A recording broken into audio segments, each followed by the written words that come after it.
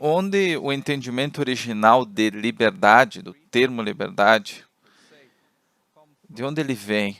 De onde vem esse entendimento? Então, obrigado por me convidar. É um tópico muito importante, especialmente no mundo atual. A ideia de liberdade está em todo lugar e, mesmo assim, tomando para conseguir, você vê que as pessoas usam o conceito para defender coisas radicalmente diferentes. Você mencionou na sua introdução que as pessoas estão tentando redefinir a liberdade, mas não é o caso. Na verdade, eles estão esticando e puxando o termo e não dando uma explicação clara.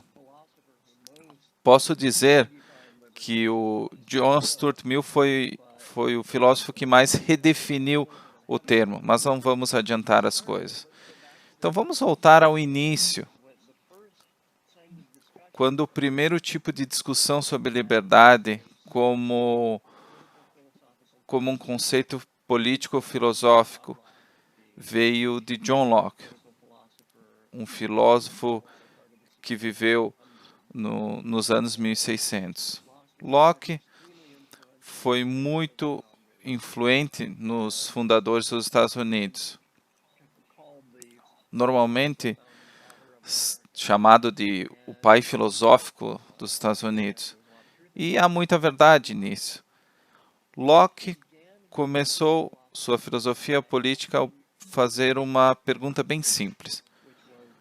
Por que nós precisamos do Estado em primeiro lugar? Nós temos governos em todos os lugares, mas por quê? Qual é o propósito disso? Ele não foi o primeiro a falar disso, mas o contexto do iluminismo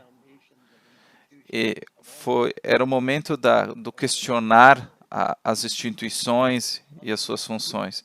Outros filósofos tinham inventado o conceito de estado de natureza, sem um governo, e refletiram sobre isso, mas ele usou isso para montar um argumento que respondesse por que precisamos do governo.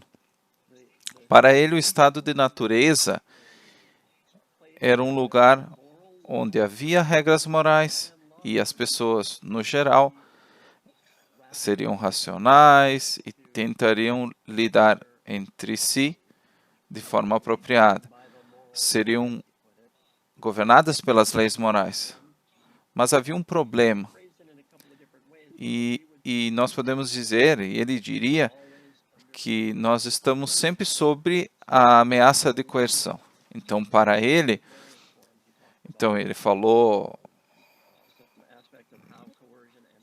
ele falava como a coerção tinha entrado nesse estado de natureza, mas a razão por que nós precisamos do governo, em primeiro lugar, porque o estado de natureza não é ideal, é porque as outras pessoas potencialmente são capazes de iniciar a força contra um indivíduo.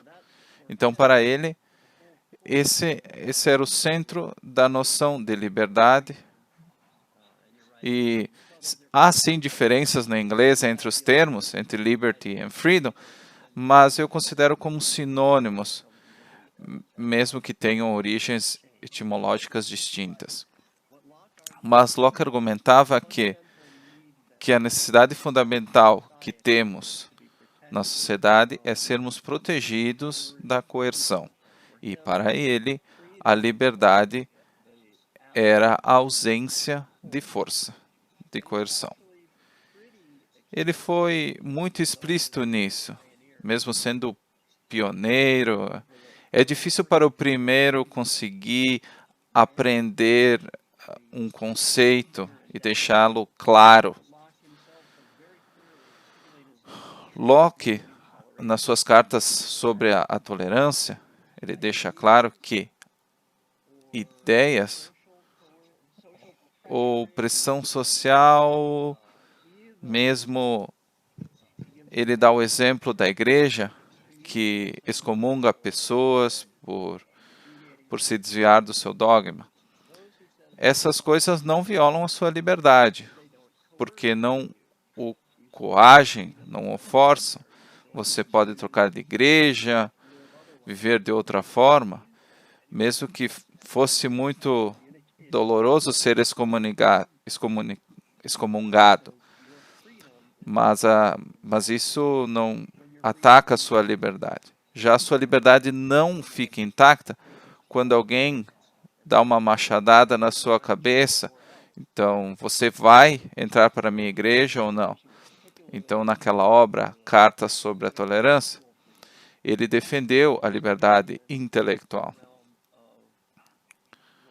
Mas ele também defendia a liberdade econômica, mesmo que ele não tenha falado esse termo.